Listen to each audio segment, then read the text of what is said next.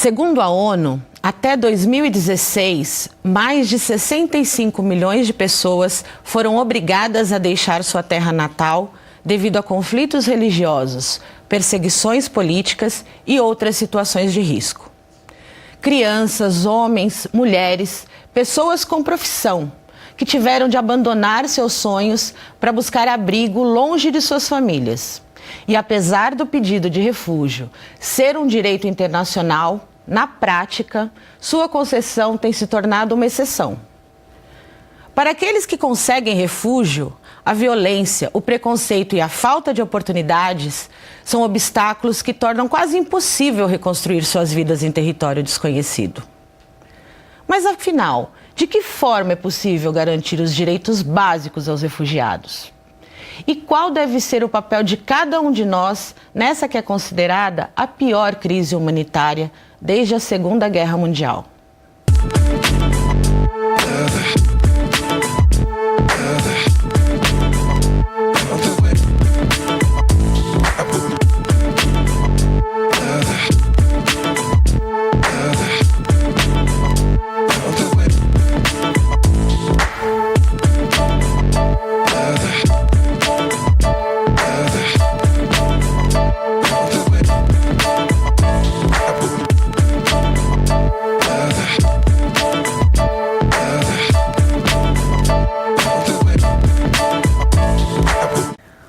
Hoje vamos falar sobre a situação dos refugiados no mundo e os esforços do Brasil e da universidade para acolher estas pessoas e integrá-las à sociedade. E para participar da conversa estão aqui conosco o professor Dr. José Geraldo Poker. Ele é coordenador do Núcleo de Assessoria a Imigrantes e Refugiados da Unesp de Marília. Também está aqui a Gabriela Garcia Angélico, que é doutoranda em Ciências Sociais. Olá, Gabriela, Olá. Seja bem-vinda. Muito obrigada, agradeço pela oportunidade, eu elogio a iniciativa também de estar aqui, de discutir um tema tão importante e pouco discutido muitas vezes. Olá, professor Poker, seja bem-vindo. Eu também agradeço muito a oportunidade de poder falar sobre o trabalho que nós fazemos lá em Marília. Nós é que estamos muito honrados com as suas presenças. Mas eu gostaria de chamar também para essa conversa o Tiago Zeneiro de Souza, que é jornalista graduado pela Unesp e assessor de comunicação do Programa das Nações Unidas para o Desenvolvimento. E ele é autor do livro Somos, Estamos Refugiados. Olá, Tiago, bem-vindo ao Educando para a Diversidade. Olá, muito obrigado, agradeço pelo convite para poder contribuir um pouco com essa conversa também com vocês. Um prazer tê-la aqui. E muito tem sido falado sobre os refugiados, mas o termo refugiado ainda é bastante confundido com outros dois, o asilado e migrante. E a definição de cada um a gente vai conferir agora no VT Preparado. Toda pessoa que se desloca de seu país de origem para viver em outro é chamada de migrante. Dessa forma, todo refugiado e asilado também é migrante, mas com algumas diferenças. O asilado político é a pessoa que é perseguida em seu país por motivos políticos e, por isso, solicita asilo em outro país ou embaixada. A concessão ou não do asilo é definida pelo próprio governo a quem o asilo foi solicitado. Já o refugiado é a pessoa que é obrigada a deixar sua terra natal por questões de segurança, por sofrer perseguição por causa de sua religião, etnia, grupo social ou opinião política, e quando há conflito ou guerra em seu país. Nesse caso, a concessão do refúgio é regulada pela Convenção das Nações Unidas, relativa ao Estatuto dos Refugiados, de 1951.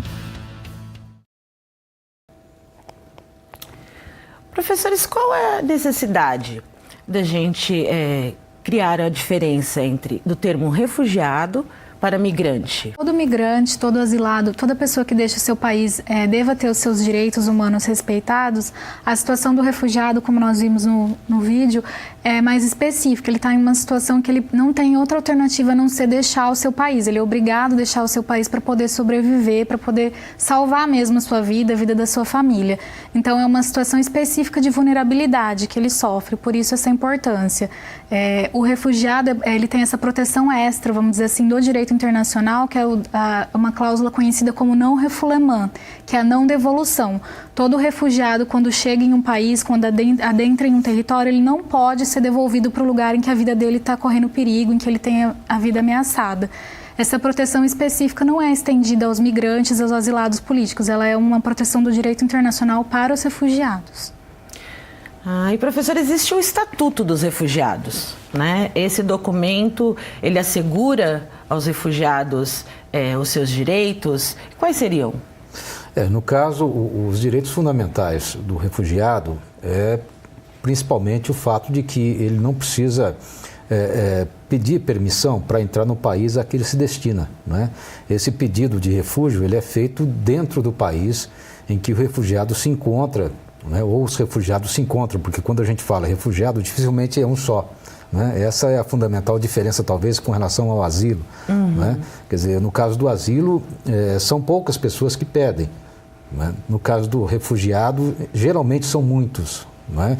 Como hoje em dia, por exemplo, a gente vê que são milhares. Mesmo o fato dele ter entrado ilegalmente ou clandestinamente no Brasil não implica em ele não ser acolhido como refugiado dentro do Brasil, dentro do Estado brasileiro. Quer dizer, o Estado brasileiro reconhece a sua presença, não é?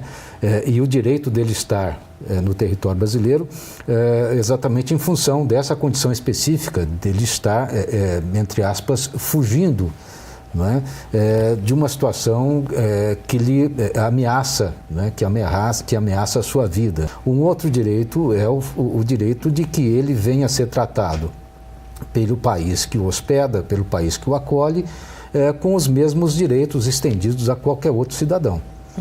Não é? Quer dizer, não há, portanto, nenhuma discriminação, não é? De direitos relacionados a refugiados, relacionados a imigrantes ou asilados, quer dizer, todos eles à medida que são acolhidos dentro do Estado brasileiro, dentro do território brasileiro, eles passam a ser tratados como cidadãos necessariamente. Sim, e Tiago, mas isso também em outros países, né? Existe também esse estatuto para outros países. Existem órgãos fiscalizadores desses direitos? Eu estudei muito nos Estados Unidos, né? E é muito diferente se você for ver a legislação nos Estados Unidos e a legislação brasileira contra o refugiado. Eu acho que, por exemplo, a ONU, o Acnur, né, como agência da ONU para os refugiados, eu não sei se dizer que ele seria um órgão fiscalizador, mas seria mais um órgão para implementação de projetos e para apoiar, porque cada país tem soberania para poder fazer suas próprias leis, né, e determinar a lei do refugiado no seus países, no seu território, né. Então, por exemplo, os Estados Unidos, para um refugiado chegar nos Estados Unidos, ele tem que passar por um país intermediário. Então, ele sai do seu país de origem, ele fica num campo de refúgio e de lá ele faz essa solicitação para poder chegar. Ele não pode entrar de maneira ilegal, por exemplo, nos Estados Unidos, que nem poderia acontecer no Brasil, e solicitar o refúgio em território americano. Então, é uma dinâmica diferente. Eu conversei com alguns refugiados que chegaram a ficar 17, 20 anos em campos de refugiados, esperando a documentação para poder ser aceito nos Estados Unidos. E aí o Acnur e outras agências internacionais dão todo esse apoio nos campos de refugiado, para fazer toda a burocracia, fazer esse procedimento. Então tem um esforço internacional muito grande para que essas leis sejam cumpridas, mas realmente cada país tem a soberania no seu território. E acho que também é muito interessante a gente falar essa questão da definição do refugiado, ela é extremamente importante. Acho que no Brasil, alguns anos atrás, lá por 2014, 2013, quando a gente teve muitos refugiados, muitas pessoas do Haiti que vieram e pediram refúgio para cá, o próprio CONARE estava com problema, porque eram muitos pedidos chegando, e esses pedidos têm que ser analisados um a um para saber se realmente é um pedido de refúgio. E quando o CONARE, quando eles recebiam esse pedido de refúgio, eles passavam já todos os haitianos automaticamente como migrantes. E eles davam o status de imigrante para os que os haitianos ficassem aqui. O que na prática, no dia a dia, não mudava muito na vida deles, porque eles tinham o direito de trabalhar, poderiam tirar o CPF e viver no Brasil. Só que realmente eles têm alguns princípios garantidos como refugiados. E se tivesse alguma pessoa que sofreu perseguição no Haiti e viesse como refugiado para o Brasil, não estaria garantido com esses princípios internacionais, né? Então, assim, é muito importante a gente ter essas definições, é muito importante também que cada órgão saiba especificamente quem são os refugiados e que vão cuidar, para que também tenha tanto a soberania do país, né, em cumprimento das leis, mas também que esses tratados internacionais sejam respeitados no mundo como um todo. E Tiago, você aborda no seu livro um pouco do contexto histórico sobre a questão dos refugiados, que é até anterior à guerra da Síria em 2011, não é mesmo? Exatamente. Na verdade, o meu livro, a intenção principal, eu me graduei em jornalismo, né? Então eu queria mostrar histórias de quem são essas pessoas refugiadas. Porque se você parar para pensar, o refugiado ele saiu do país dele porque sofreu uma perseguição.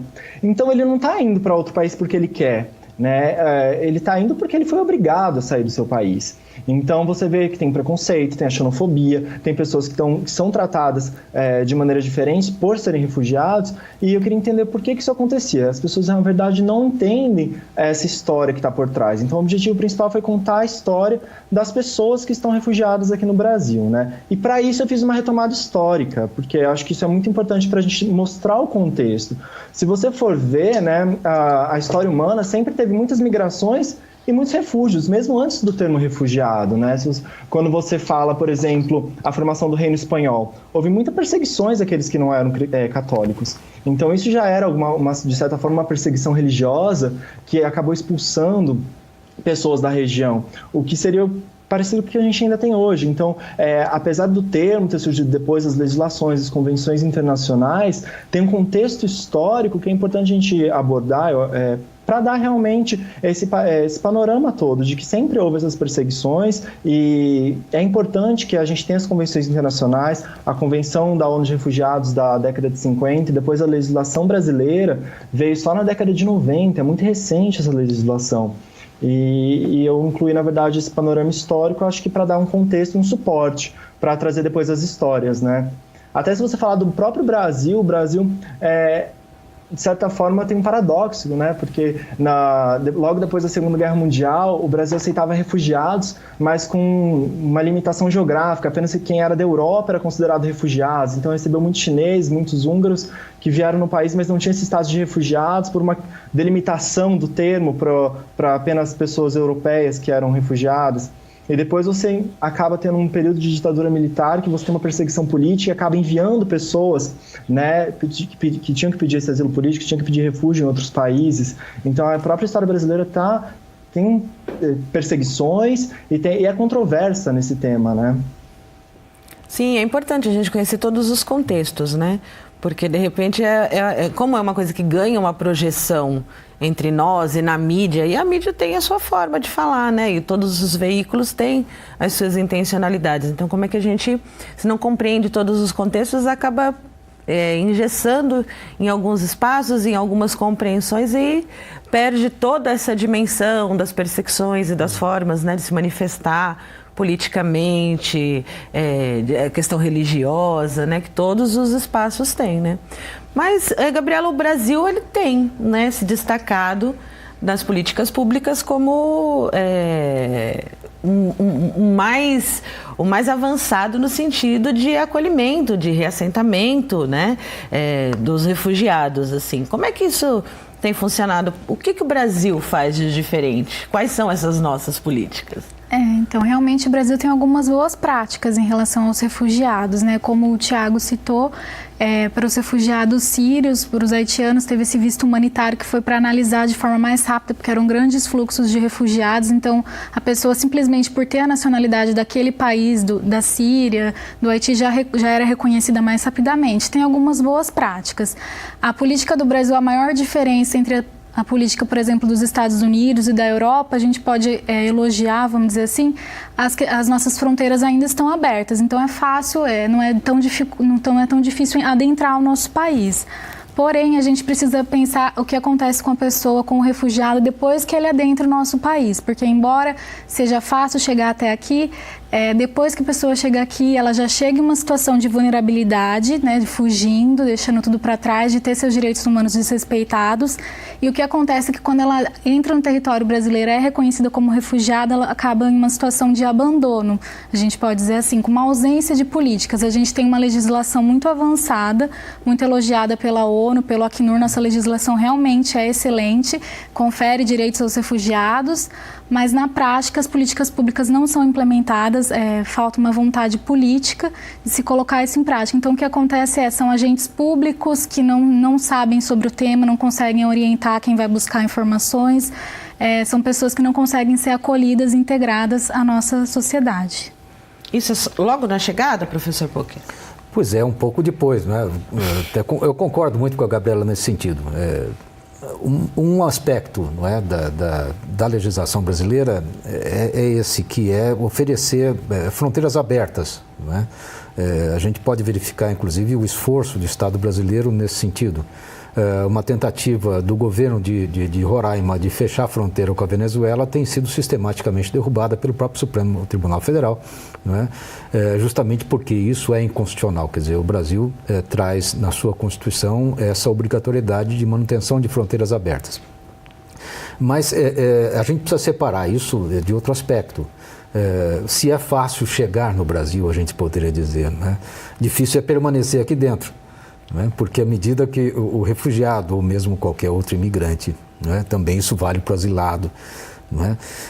À medida que entra no Brasil, né? São pessoas que, a partir desse momento, estão condenadas à própria sorte. Sim. Quer dizer, eles não contam mais com o apoio de nenhuma instituição, né? E quando nós falamos de instituição, falamos de fato em organismos do poder público, não é? Que se sentem responsabilizados por fazer a acolhida de fato, quer dizer, por promover mais do que uma integração, por promover uma inclusão propriamente. Não é? Nós não temos no Brasil instituições que atuam dessa forma, quer dizer, a inclusão de refugiados no Brasil fica a cargo da sociedade civil em grande medida, não é? Quer dizer, fica a cargo de organizações não governamentais. Não basta mesmo, né? Você precisa as ações, por isso você precisa de gente para colocar as ações para acontecer, né? A vontade humana para que isso aconteça, né?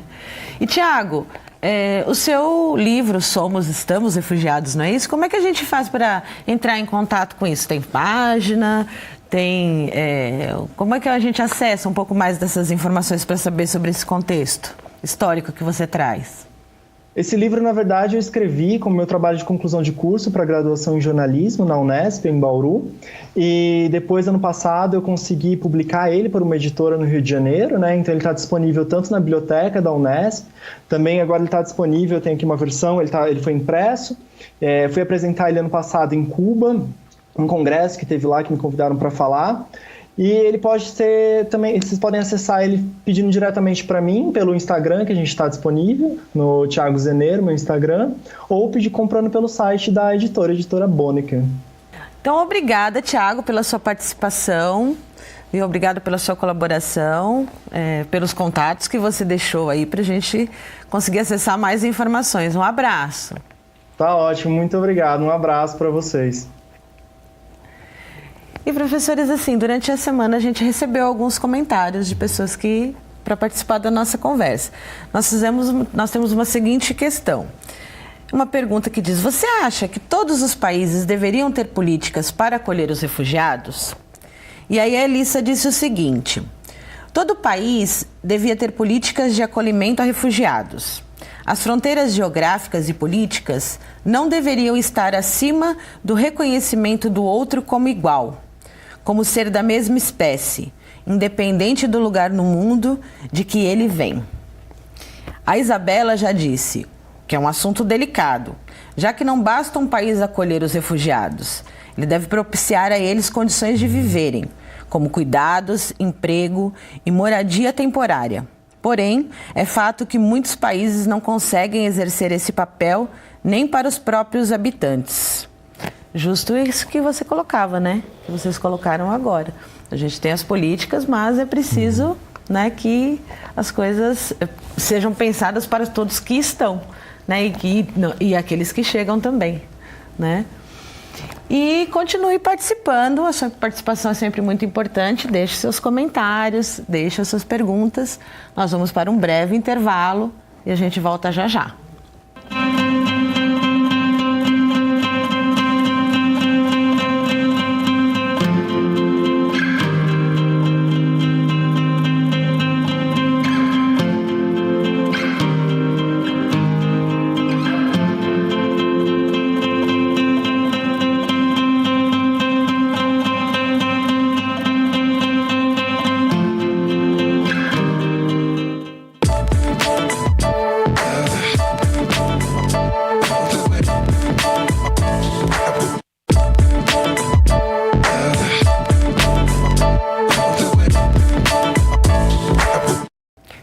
Estamos de volta com Educando para a Diversidade, hoje falando sobre a situação dos refugiados.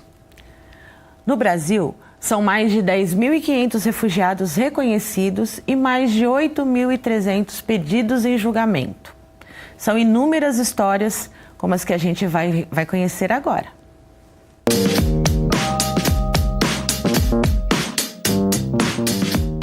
Em 2010, completei 20 anos, porque nasci em 1990.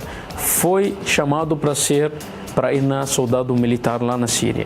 E, infelizmente, aconteceu no final de 2010, não sei se felizmente ou infelizmente, aconteceu a Primavera Árabe na Tunísia, puxou um pouco para vários países árabes, e tem uma questão delicada que aconteceu na Síria em março de 2011. Dessa situação que o governo não liberou mais nenhum jovem, aconteceu um bombardeio dia 5 de maio de 2013, um bombardeio do Israel. Naquele momento morreram vários meus amigos, machuquei meu corpo. Só que tive a oportunidade, Deus me ajudou em 2014 de conseguir sair para Líbano, do lado da Síria, e foi para 3 consulados, Canadá, Austrália e o Brasil. Foi o Brasil que deu para mim um visto humanitário. Foi muito difícil a minha chegada aqui, muito complicado. E país totalmente diferente. Eu nunca imaginava, né, que um dia eu vou chegar até o Brasil, cultura, costume, língua. E pela um pouco minha experiência, que vi muito complicado realmente viver no Brasil. Não é fácil, entendeu? Nem para brasileiro. Mas eu acho que a partir que o país me considera como refugiado, abrir porta como refugiado, eu acho o mínimo que tem que olhar um olhar especial para mim. Que eu fui obrigado de deixar meu país, minha terra, meus amigos, meus pertences, minhas famílias, tudo para trás só para salvar minha vida. As pessoas estão discriminando a minha presença aqui. Eu não venho para tirar trabalho do brasileiro, eu não venho para atrapalhar a sociedade brasileira. Como eu falo sempre, não me dá pão, me ensina como fazer pão. Então me dá oportunidade. Eu tenho capacidade, eu cheguei aqui com boa informação, eu sou educado. A diferença entre eu com brasileiro é só uma coisa de costume, cultura, língua. Depois que eu cheguei no Brasil, um ano depois, recebi uma notícia que morreu meu pai. A minha família está em 7 países. E a minha irmã caçula tem 13 anos, com minha mãe, não conseguiu sair na Alepo, a situação deles está muito complicada. Às vezes eu falo com eles, minha família espalhou por causa da guerra, mas estou aqui, eu queria agradecer o Brasil e Deus. Estou firme, não sei se força de onde venho. Hoje, depois de 4 anos, um dos refugiados mais conhecidos da mídia por causa da luta pelo direito humano, da bandeira de refúgio, migração. E essa história da minha família representa tantas histórias de sírios que não conseguem falar. Então, minha voz representa muitas vozes. E estou lutando pelo direito humano, pela bandeira de refúgio mesmo, para ajudar aquele refugiado que amanhã vai chegar no Brasil, ou qualquer lugar do mundo. Realmente são muitas as dificuldades enfrentadas pelos refugiados e logo que eles chegam ao Brasil. Professores, como é esse processo de solicitar refúgio? Eles recebem um visto, não é isso? E como é que no que isso facilita a vida da pessoa? E esse visto pode ser negado? E por que ele seria negado? O processo de pedido de refúgio é um processo simples. Assim que o refugiado ele tem que estar no território brasileiro e ele vai preencher uma solicitação de pedido de reconhecimento da sua condição de refugiado junto à Polícia Federal. A Polícia Federal não tem o mérito de avaliar esse pedido, mas ela vai encaminhar para o CONAR, que é o Comitê Nacional para Refugiados, lá que eles irão avaliar, então, se a pessoa realmente é um refugiado. A importância do documento, da documentação do refugiado, porque vai ser a documentação da pessoa aqui no Brasil mesmo, né? Vai ser o único documento que ela vai ter aqui no país e com esse documento ela pode ter acesso aos serviços básicos, aos serviços públicos de saúde, de educação. Ele pode ser, mas esse visto ele pode ser negado de alguma maneira. E assim, no que implica ele ser negado?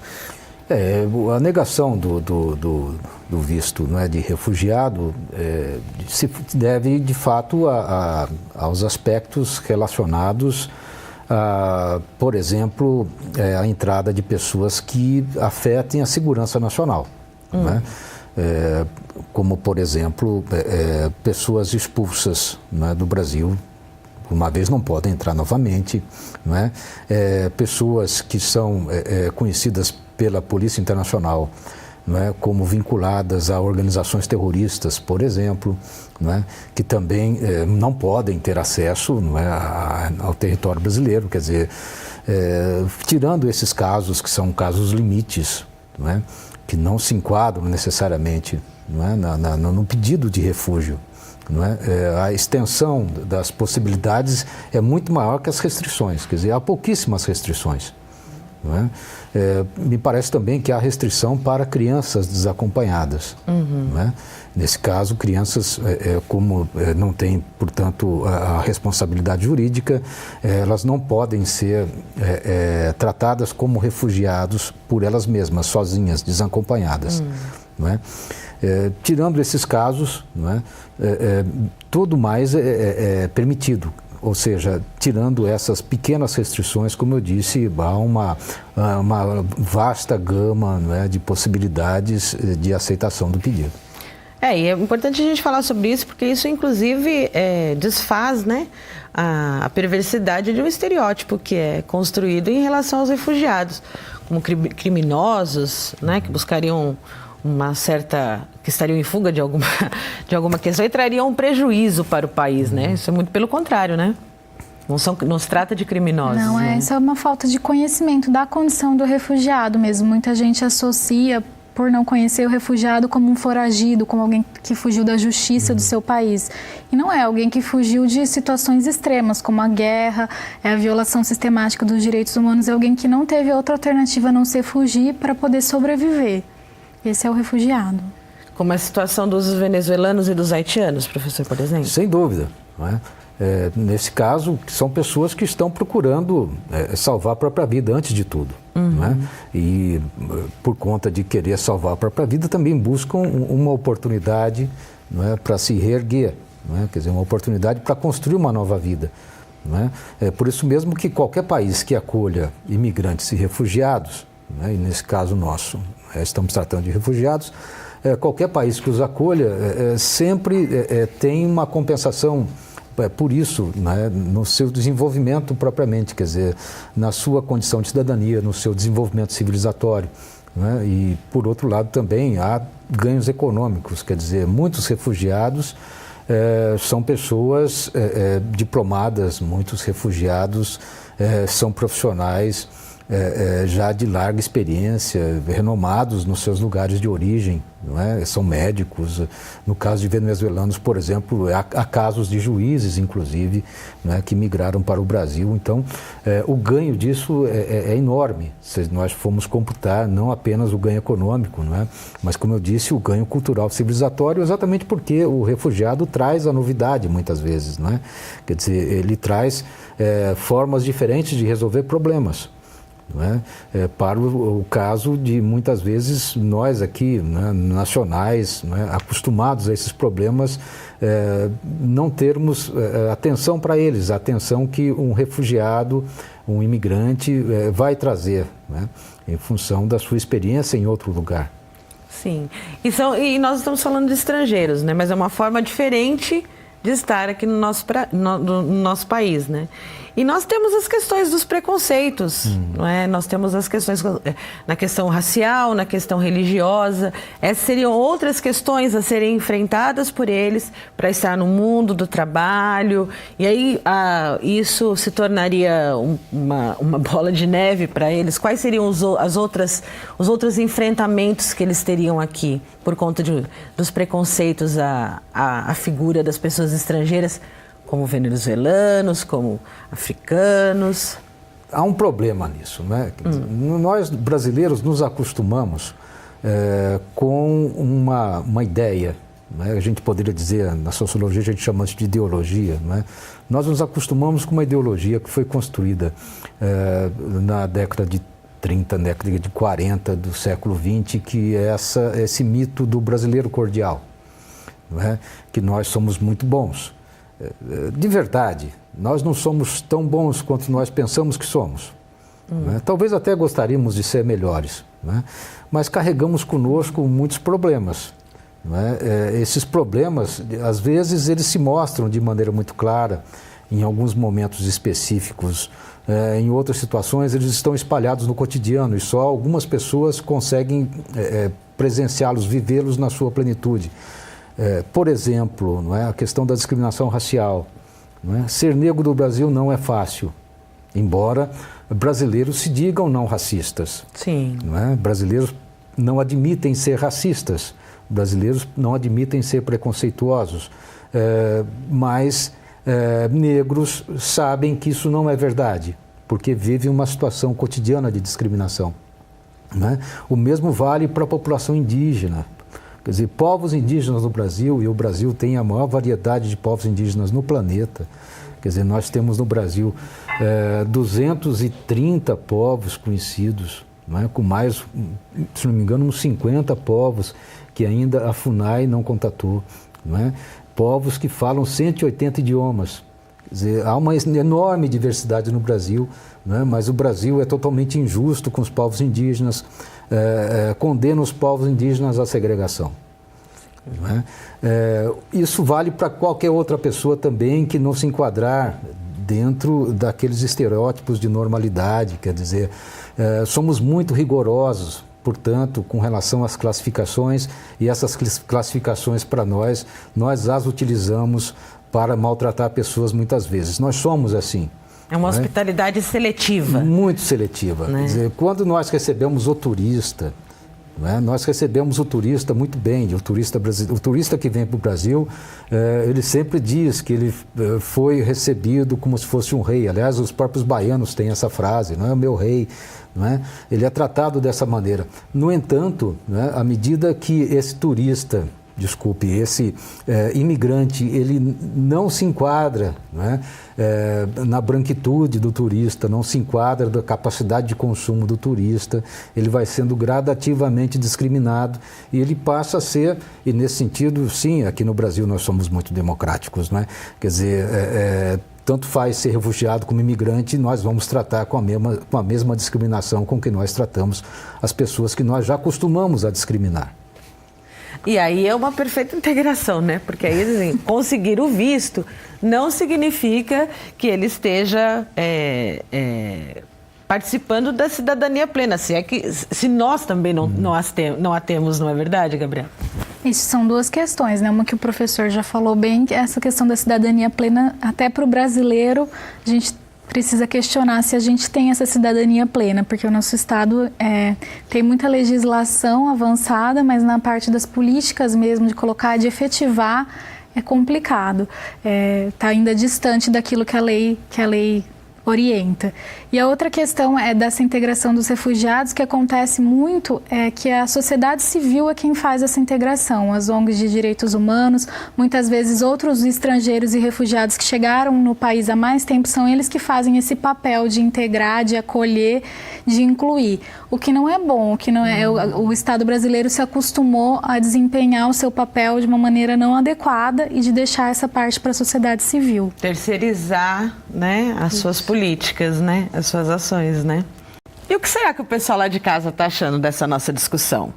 A Patrícia disse o seguinte: seja o refugiado que chega de barco, sem nada, ou os burgueses paulistas que se mudam para Miami, todos buscam uma vida melhor, mais segura, sem medo. A diferença é que os refugiados têm normalmente pouca noção de onde estão indo. Saem de guerras, traumas e são recebidos com preconceito e sem estrutura. A realidade hoje, inclusive nos países mais ricos do mundo, é a falta de estrutura. Conheço na Noruega um refugiado sírio que esperou 1 ano e meio até ser aceito no país. A vida fica parada, as pessoas perdem a identidade, a saudade dói, a cultura se choca. O que fazer? Para quem está no meio da guerra ou passando fome, é difícil. O ideal seria evitar a guerra, desenvolver o terceiro mundo e, apesar de toda a utopia, ser sim mais humanos e nos vermos nos outros, porque todo mundo está buscando uma vida melhor ou, em muitos casos, salvar seus filhos. E é muito legal essa participação, que torna a nossa discussão mais rica. Obrigada a todos que mandam seus comentários. E o Educando para a Diversidade vai para mais um breve intervalo e a gente volta já já. Que tal conhecer outras culturas, fazer novos amigos e acolher quem precisa? Essa é a proposta do projeto Meu Amigo Refugiado, da ONG Migraflix. No projeto, brasileiros e refugiados trocam experiências culturais, conhecem mais sobre o país e a vida do outro, criando laços de amizade.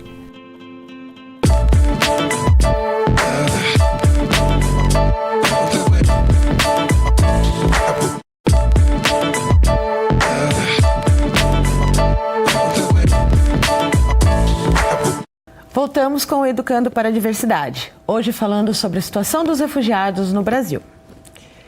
Na maioria das vezes, a imagem que se tem do refugiado é de uma pessoa sem instrução e extremamente dependente. Mas, na verdade, muitos deles têm formação profissional e podem contribuir muito com a sociedade. Professores, qual é a possibilidade de contribuição? Vocês haviam falado já que muitos deles vêm formados. Como eles podem contribuir com essa nossa sociedade, com a construção desse Brasil? De fato, o Brasil, ele é historicamente um país de imigrantes, não é? E se a gente for levar ao pé da letra, é também um país de refugiados, não é? Vieram para o Brasil pessoas que nos seus lugares de origem, estavam sofrendo por uma vida muito ruim, não é? No caso, por exemplo, de italianos e japoneses, não é? Que se lançaram nessa aventura de vir para cá. Não é? Nesse caso específico, a contribuição dessas pessoas que vieram para cá originalmente contribuíram em grande medida para que nós desenvolvêssemos a nossa cultura, que em termos internacionais é uma cultura riquíssima, não é? Quer dizer, o Brasil tem uma variedade musical impressionante. Talvez não haja lugar no mundo que tenha a variedade musical que nós temos no Brasil, não é? Talvez em função desse grande encontro que ocorreu aqui, né? E foi um encontro para alguns povos desastroso, como por exemplo para indígenas e para negros, né? Mas mesmo assim, quer dizer, apesar desse desastre histórico, né? o produto a gente pode considerar que tenha sido bom, né? Por outro lado, o imigrante e o refugiado, né? Eles trazem um olhar diferenciado, né? Sobre a vida que nós não necessariamente temos, não é? E eles podem, portanto, encontrar outras soluções para problemas que nós temos aqui, não é? Que afetam o nosso cotidiano, não é? Por serem de fato diferentes, esse é o ponto, não é? Quer dizer, nós vivemos num mundo hoje que, se ele tiver uma característica comum, é um mundo que exige de nós sempre a valorização, a aceitação, não é? E o esforço pela diversidade. Nesse sentido, portanto, que acolher refugiados, acolher imigrantes, não pode ser tratado como um ato de compaixão nem caridade, né? Deve ser tratado necessariamente como um ato de respeito, né? Tendo em vista esse aspecto, quer dizer, a sociedade atualmente, em todas elas, em todo o mundo, não é? A sociedade caminha para a diversidade o tempo todo. Não é? Hoje é inimaginável uma sociedade que não se abra, portanto, para acolher pessoas diferentes. Sim, são visões de mundo importantes, né? Trazem conhecimento, reflexões, né? Estudos e uma dedicação sobre a construção de um conhecimento sobre a vida. Mas, Gabriela, assim, em muitos ou na maioria dos casos, a gente acredita, né? E me corrija se eu estiver errada, as posições ocupadas aqui são de empregos lugares subalternos, né? As condições são muito, né? A vida de vulnerabilidade. Então não há um aproveitamento desse conhecimento todo construído, dessa dedicação que foi dada ao estudo por essas pessoas, não é? Não, infelizmente não. A dificuldade é muito grande para os refugiados que vêm para cá para terem acesso a vagas de empregos que sejam condizentes com a sua formação, com a sua experiência profissional. Uma dessas dificuldades, muitas vezes, é a própria falta de documentação dos diplomas, dos comprovantes. A pessoa fugiu do país dela, então muitas vezes ela não tem como comprovar que ela era um médico, um professor em outro país. A outra dificuldade é quando a pessoa tem esses documentos, esses diplomas, é a questão da revalidação dos diplomas. Porque uma pessoa que é juiz, que é médico em outro país, o diploma dela não serve aqui para ela atuar aqui no Brasil se ele não for revalidado. Então, isso é uma questão que complica bastante. Nesse sentido de revalidação dos diplomas, agora em março de 2018, o governador de São Paulo teve uma iniciativa importante que foi uma lei para isentar os refugiados das taxas, as taxas para revalidação dos diplomas dos refugiados. Então, isso é muito importante. Isso facilita muito para o refugiado poder atuar naquilo que ele é preparado. Sim, e aí sim, né, a gente poder aproveitar todo esse conhecimento, porque senão o que acontece é muitas vezes uma pessoa que tem um estudo, uma formação, acaba com um emprego não condizente com o estudo dela, acaba às vezes sofrendo porque o sustento dela, às vezes é uma profissão tão abaixo, não consegue se sustentar e a gente perde todo esse conhecimento que ela traz, toda essa bagagem cultural. Pois é, e a condição dela se reerguer e realmente encontrar o que veio buscar, né, e colaborar com o país, ela vai se perdendo nisso, né? Exato. E pensando também por esse viés, o programa de pós-graduação Santiago Dantas, que é resultado da parceria entre a Unesp, a Unicamp e a PUC de São Paulo, abriu uma seleção para os refugiados no início de 2018. E a gente foi lá para São Paulo para saber um pouco mais sobre isso. O programa de pós-graduação em Relações Internacionais, Santiago Dantas, ele é um convênio entre 3 universidades, o que abrange a Unesp, a Unicamp e a PUC de São Paulo. Tem algumas áreas todas voltadas para relações internacionais, principalmente instituições e segurança. A proposta para abrir vagas para refugiados surgiu um pouco do entendimento que o próprio programa teve, né, de que a situação dos refugiados em São Paulo, ela de alguma forma toca o programa, né? E dessa compreensão de que não dá para um programa de relações internacionais no centro de São Paulo não ter uma atitude, uma atividade que fosse voltada para refugiados. Nós sabemos que São Paulo é a cidade que mais concentra refugiados, né? Que eles têm essas questões de integração envolvida, integração local, e o programa não tinha, até então, uma ideia ou alguma atividade que fosse voltada para essa população. A exigência que se faz para o refugiado que queira se inscrever, primeiro é que tenha o status reconhecido pelo governo, né? Essa é a primeira exigência. Depois, que ele tem interesse em pesquisar uma área afim.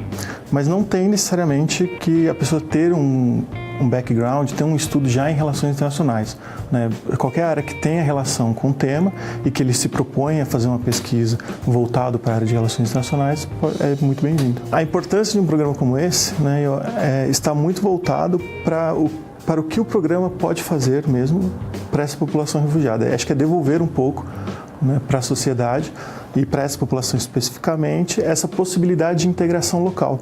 Porque muitos refugiados já têm ensino médio, já têm ensino universitário completo, quando chega no Brasil tem uma dificuldade muito grande de se integrar. Às vezes tem interesse em ter um diploma brasileiro para poder ter uma condição de vida melhor e não consegue. Eu saí da Síria faz tempo, porque eu estudei Direito no Líbano. Depois que eu terminei Direito no Líbano, eu venho para cá. Eu acho que é uma coisa muito boa, porque a gente já saiu de nossos países, a gente veio para cá direto. Queremos continuar, né? Aí, para continuar, você sabe que é difícil entrar na faculdade, então eles deram para a gente uma oportunidade bem grande, muito boa. O refugiado, ele precisa, sim, continuar a vida. Então, aquele refugiado que já é um profissional, e tem essa oportunidade de continuar com uma pós-graduação, deveria ser chamado a fazer. Não só pelo aspecto da qualificação profissional, porque vai trazer uma vantagem, uma diferença. Não só por isso, também pelo conhecimento, pela formação humana. Porque com uma pós-graduação a mais, ele vai aprofundando não só o conhecimento, senão também ele pode contribuir com a academia a gerar novos conhecimentos. E, professor Pôquer, a Unesp tem outras iniciativas, não é? O senhor coordena o NAIR, não é? Que é o Núcleo de Assessoria a Imigrantes e Refugiados. Conta um pouco desse projeto para a gente. Pois é, de fato, eu coordeno, mas não sou o dono do projeto. Esse projeto, ele nasceu no final de 2016 e foi produzido pelos integrantes do Grupo PET de Relações Internacionais da Unesp de Marília. O Grupo PET de Relações Internacionais, como qualquer grupo PET, precisa realizar projetos de ensino, pesquisa e extensão de maneira indissociável. E nós já vínhamos trabalhando no tema transversal e imigração desde 2014, quando o grupo foi criado. E por causa disso, então, nós resolvemos criar o NAIR como resultado já dos primeiros projetos que nós desenvolvemos. E, de fato, o NAIR ele foi criado com esse espírito de fazer uma grande pesquisa, sobretudo na região de Marília, a respeito da presença de imigrantes e refugiados. Essa pesquisa ela se desdobrou em 2 eixos fundamentais. Um deles se refere às condições de vida dos imigrantes lá em Marília, e o que é que Marília e região poderiam oferecer caso se tornasse o destino de outras pessoas que lá já se encontram. No caso, o que já se encontram no Brasil. No caso específico de Marília, há uma população já expressiva em termos de imigrantes haitianos que chegaram na cidade e que já estão trabalhando na cidade. Esse foi um dos motivos também pelos quais nós do PET de Relações Internacionais desenvolvemos esse projeto. Também com essa intenção de oferecer para as pessoas que estão nessas condições uma oportunidade de ter acesso à universidade, de maneira que, pelo acesso à universidade pública, consigam resolver melhor os seus próprios problemas de integração à sociedade brasileira. Nesse sentido, portanto, é que o projeto ele também visa um tipo específico de serviço público na modalidade assessoria, e não assistência. Assessoria significa a oportunidade que as pessoas que vivem uma determinada situação tenham acesso a determinados conhecimentos mediante os quais elas se tornam protagonistas da ação histórica voltada a superar essa situação que lhes incomoda. Nesse sentido, portanto, é que o projeto NAIR ele foi proposto pelo Grupo PET e agora ele é reconhecido como um projeto de extensão pela própria reitoria, mas não é apenas um projeto de extensão, quer dizer, como um projeto de Grupo PET, ele envolve também ensino e pesquisa. Notadamente, nós estamos trabalhando muito fortemente agora na parte da pesquisa, cujos resultados pretendemos transformar numa cartilha para oferecer informações a imigrantes e refugiados que cheguem em Marília, lá na Polícia Federal. Quer dizer, essa cartilha vai estar à disposição na Polícia Federal, é isso que nós pretendemos. E também temos um objetivo, ou 2 objetivos mais ambiciosos. Um objetivo ambicioso, e muito ambicioso, é interferir de alguma maneira no poder público local, de maneira que o poder público local se sinta responsável em promover o acolhimento a imigrantes e refugiados. Um outro objetivo ambicioso é oferecer para as organizações não governamentais que atuam em São Paulo na recepção e acolhimento a imigrantes e refugiados a oportunidade também de alocar esses imigrantes e refugiados em Marília, porque nós percebemos já, sabemos nas conclusões da nossa atividade, que as cidades do interior são melhores para resolver determinados tipos de problemas que refugiados e imigrantes encontram. Ou seja, é muito mais fácil integrar imigrantes no interior do que na capital propriamente, em que determinados problemas são muito mais difíceis de serem resolvidos. Em Marília existe uma rede de filantropia muito eficiente e que pode beneficiar essa acolhida. Não é o ideal, é por isso que nós do PET de RI pretendemos influenciar o poder público para que o poder público se sinta responsável nesse acolhimento, não é? Gabriela, essa mudança de olhar, essa mudança que vai gerar uma mudança de cultura é importante para todos os públicos envolvidos, né?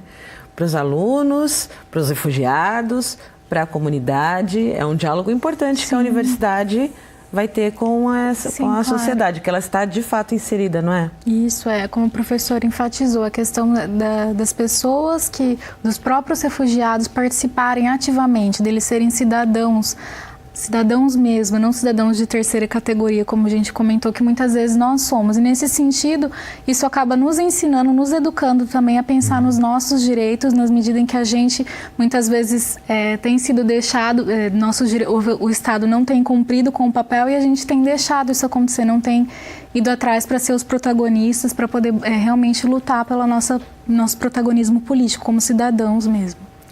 São espaços de diálogo, de reflexão, né? Como seres humanos. Sim. Né? Como em qualquer um dos espaços, são importantes a gente fazer essa reflexão de como a gente está no território com essa sensação de pertencimento, né? Do quanto são importantes, qual o papel do Estado e qual o nosso papel. Isso.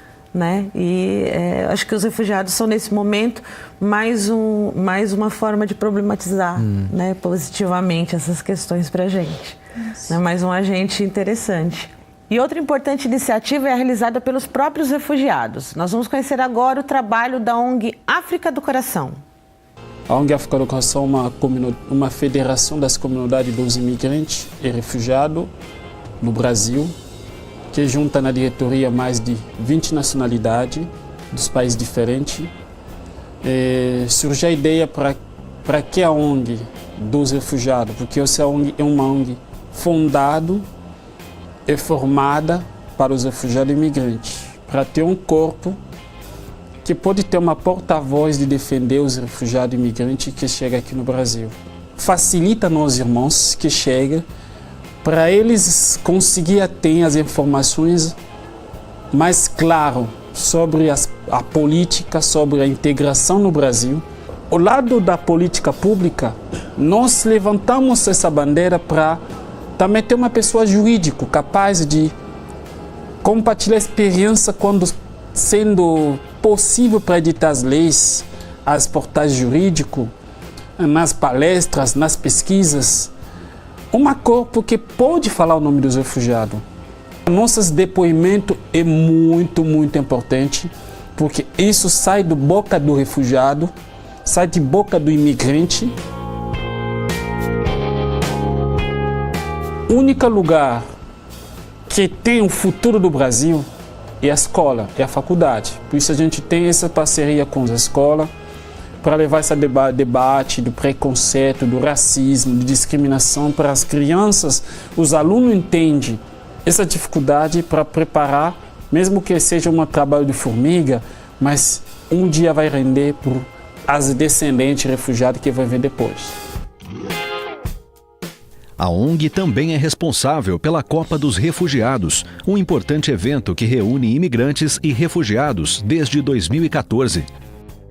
E de falar de futebol, não precisa falar português, nem árabe, nem inglês. Então, essa maneira de integração foi seu objetivo de integrar na sociedade brasileira. Essa integração vai quebrar a discriminação, xenofobia que aumentou muito do mundo inteiro, inclusive no Brasil. Os brasileiros vão conhecer de perto a imagem de refugiado. Um ser humano, somos diferentes, mas nós não é desiguais. Total, nós temos 41 times de 27 nacionalidades, mais de 1.000 atletas de refugiados e imigrantes, o maior projeto esportivo do mundo pelas pesquisas acadêmicas que une refugiados e imigrantes. Então, um orgulho, nós queremos, através da Copa dos Refugiados, não é somente jogo pelo jogo, para lutar e levantar essa bandeira que somos seres humanos. E agora nós vamos ver mais alguns comentários que chegaram ao longo da semana para a gente. A Rafaela disse assim: o Brasil ainda pode melhorar nessa questão de acolhimento e inclusão, principalmente no que se trata de mulheres e crianças refugiadas. Essas são mais vulneráveis a sofrer violências no país de origem, na jornada depois da saída e no país de solicitação de refúgio também. A Daiane disse: o Brasil deve modificar sua atuação, legislativa social quanto às suas atuais políticas públicas de acolhimento e manutenção digna de refugiados.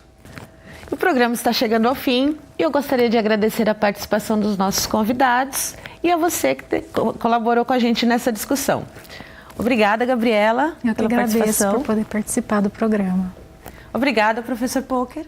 Eu também agradeço muito e eu queria só deixar para todo mundo lembrar que no mundo ideal, num mundo bom, não deveriam existir refugiados. Não é justo que pessoas sejam condenadas a esse tipo de vida. E que cada vez mais tenhamos espaços para assuntos como esse, pois só assim nós poderemos de fato propiciar a inclusão. E o Educando para a Diversidade conta com o apoio do convênio Unesp Santander. Em o nosso site você confere todos os episódios já exibidos. Eu te espero na próxima edição. Até lá!